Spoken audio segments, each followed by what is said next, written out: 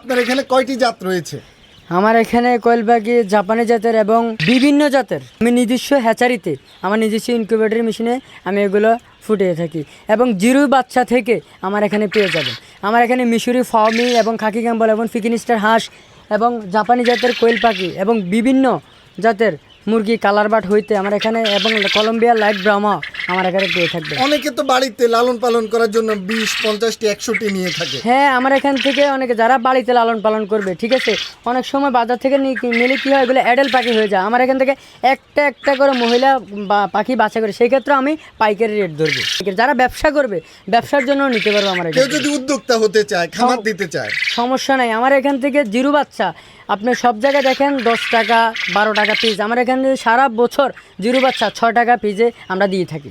মাত্র 6 টাকা পিসে আপনি এই কোয়েল পাখির বাচ্চা পেয়ে যাচ্ছেন সারাস্তি উপজেলার প্রাণকেন্দ্র ঠাকুরবাজার সংলগ্ন শ্রীপুর।